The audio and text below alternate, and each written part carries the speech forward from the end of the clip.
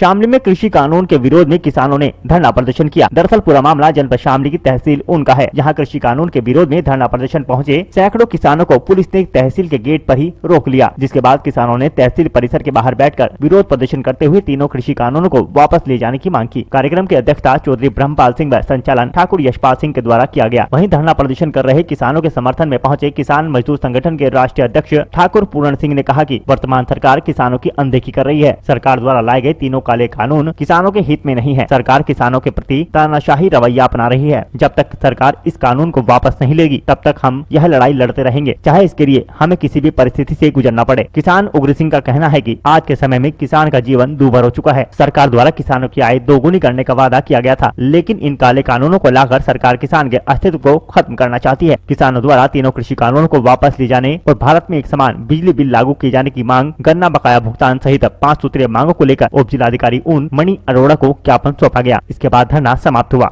नहीं, हम पार्टी से नहीं, हम केवल किसान हैं, ओनली किसान। हमारा किसी पार्टी से कोई संबंध नहीं। और फिर यहाँ झंडा भी राष्ट्रीय झंडा है। क्या मांगे हैं, क्या मामला है? 3 कृषि अध्यादेश जो काले कानून के रूप में इस किसान को बर्बाद करने के लिए भारत सरकार लेकर आई, उनकी वापसी। उनमें किसान संगठनों को बिठा के, किसान जिम्मेदार लोगों को, अर्थशास्त्रियों को बिठा के उस पर संशोधन करके उसे किसान हित के लिए जिससे उन्हें फायदा हो उसे दोबारा ले आओ। ये मांग बिजली के बिल, भाई मैं एक बात पूछने चाह रहा, पंजाब में बिजली फ्री, हरियाणा में 400 रुपये बीघा महीना, हमारे यहाँ 1600 रुपये महीना। मैं पूछना चाहूँ, क्या हरियाणा से हमारी फसल 4 गुनी ज्यादा है या हमारी फसल का 4 गुना हरियाणा की फसल के मुकाबले भाव ज्यादा है? जब बराबर है तो फिर बिल उनकी बराबर क्यों नहीं होता? गन्ने का पेमेंट है, आज तक नहीं दिया, चलो गन्ने के पेमेंट को ही मान लेंगे नहीं दिया, लेकिन ताज्जुब की बात तो ये है कि आज तक पर्ची में रेट ही नहीं गिरा, जिससे यही हमें संतुष्टि हो जाए कि इस रेट के पैसे हम मांग लेंगे। कोई रहा ही नहीं। रही बात ये जो किसान को बतावे नकली असली, भाई यहाँ दिल्ली बॉर्डरों पे असली किसान तो पड़ा और वो नकली किसान भी पड़ जाओ। हम तो पड़े इस वजह से कि इस अध्यादेश को वापस लो, और वो किसान इस वजह से आगे पड़ जाओ। आगे किसान नू का नू ही रहना चाहिए, देखे किसकी माँ में ताकत है। वो कई दिन रुके वहाँ और हम तो पड़े ही 1 महीना।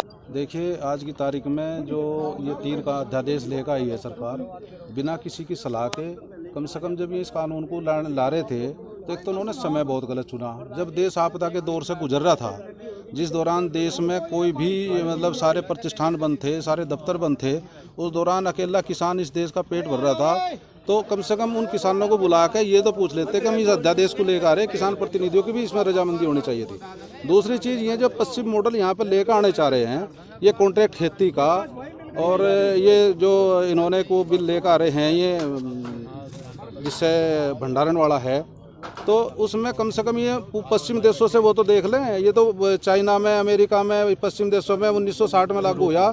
1960 में लागू होने के बाद में उस देश के किसानों की हालत क्या है? वहाँ का अगर कहीं वहाँ की सरकार बहुत मजबूत सरकार और धनाढ़ सरकार ना हो तो वो सब्सिडी से किसानों का पूरा बांट रही। ये तो सब्सिडी खत्म करके और किसानों को भिखमंगा लग रहे बना।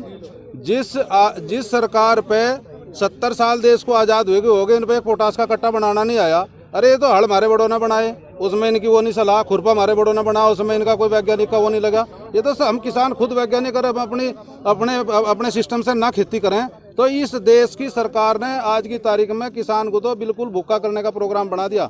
उन 2006 में इन्होंने APMC वहाँ पे ख़त्म कर दी बिहार में। आज की तारीख में ये बिहार की स्थिति देख लें कि वहाँ पे गेहूँ का क्या रेट हो रहा। हरियाणा और देखो, इनको चाहिए कि हरियाणा और पंजाब का जो किसान है वो सबसे संपन्न किसान है। कम से कम पूरे देश के किसानों को हरियाणा और पंजाब के बराबर बना लें, उनकी आय पंजाब के उनके बराबर कर दें। इनका प्रोग्राम है कि इनकी आय बिहार के बराबर करो किसानों की। जब APMC खत्म हो जाएगी तो गेहूं और ये किस रेट बिकेगा? बिहार में 900 और 1000 रुपये क्विंटल गेहूं व्यापारी खरीद कर हरियाणा पंजाब की मंडियों में बेचता है। धान की हालत ये है कि धान को ये बिल्कुल भी किसी कीमत पे, जितना ही इन्होंने कहा ना कि हमने हर जगह सेंटर खोल रखे, एक गाँव का गेहूँ नहीं, धान नहीं खरीद सकते। तो बहुत हाल खराब इन लोगों के हैं। इस सरकार की नीतियों से हम दुखिया रहे। जब तक ये काले कानून वापस नहीं होंगे, गांव-गांव में आंदोलन होगा और पूरा सहयोग हम उन किसानों के पक्ष में देंगे और इन आंदोलनों को। देखो, पहली तो मैं आपको एक बात बताऊं, एक तो ये मांग शब्द जो है ना, ऐसी बात, एक तो इसे हटाओ। मांग हमारी कहाँ है? हमारा तो अधिकार है। बस 4 घंटे एक मास्टर स्कूल में ड्यूटी कर रहा, तनख्वाह 65,000। हम 24 घंटे खेत में काम कर रहे, हमारी तनख्वाह 5 पैसे नहीं। मांग नहीं, अधिकार है। और यो किसी संगठन का, किसी नेता का, किसी पार्टी का कोई धरना नहीं, ना किसी का कोई अधिकार। यो इस देश का किसान लड़ रहा, अपने अधिकार के लिए लड़ रहा, अपने बालकों के लिए लड़ रहा।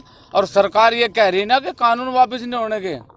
एक बात बता दूं मैं, या तो कानून वापस होंगे, नहीं तो सरकार वापस होगी। इस बात का ध्यान कर ले सरकार। अच्छा, सरकार तो लगातार ये बोल रही है कि भाई किसानों की आय दोगुनी होगी, इसलिए हम सरकार किसानों के हित में बिल लेके आए हैं। अब क्या मानना नहीं, ऐसा मान ले, ऐसी है बात तो कोई दुगनी मैंने कह दी। अब वो पहले तो हमने कहावत सुनी होगी, अब बेटा बाहर न जाए लुल्लू। मैंने लुल्लू किसी ने देखा ही नहीं आज लो। मैंने लुल्लू तो डरा रहे कहाँ है, आए कहाँ है, वो फार्मूला तो बताया होगा किसान को, मैनू होगी तेरी आय 2 गुना, कहीं आए 2 गुनी नहीं। अरे आमदनी तो 2 गुनी जब होगी किसान की, उसको तो खर्चे 4 गुने हो गए। मैंने बिजली का बिल देख लो, पिछले 4 साल हो लिए, ये तो महात्मा मांगा था, खावा था भले आदमी से, नू तो सोचनी चाहती। अब इस पर अंडे पे भी 2-4 रुपए बढ़ा देता, किसान के बालकों की फीस चली जाती, बिजली का बिल चले जाता। ऐसी है बात। अक मछली पानी में और बकरी झाड़ी में बांध रखी, दोनों मरेंगी। तो सरकार का तो मानना है कि किसान है, प्रॉपर जो किसानी खेती कर रहे हैं, वो तो इस बिल के समर्थन में सरकार को ज्ञापन दे रहे हैं। और जो दिल्ली में जो धरना पे किसान बैठे हुए हैं, ये किसान नहीं है, ये क्या मामला है? अच्छा, एक बात बताओ तुम मुझे, मान लिया अगर छात्र नू कहे मुझे नौकरी दो, तो वो तो टुकड़े टुकड़े गएंगे। अगर कोई नू कहे कि मुझे इस देश में अधिकार चाह, वो पाकिस्तान का समर्थक। आज किसान बॉर्डर पे अगर अपना अधिकार मांग रहा, तो वो खालिस्तानी। अच्छा, मेरी समझ में एक बात नहीं आ रही, जब वो खालिस्तानी है, सरकार पर तोप है, बंदूक है, धारा है, पेंसिल है, उन्हें पकड़ के जेल में क्यों नहीं घेरती, मेरी समझ में नहीं आ रही।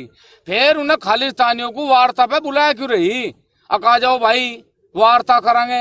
अरे खालिस्तानी है, पकड़ो जेल में घेरो।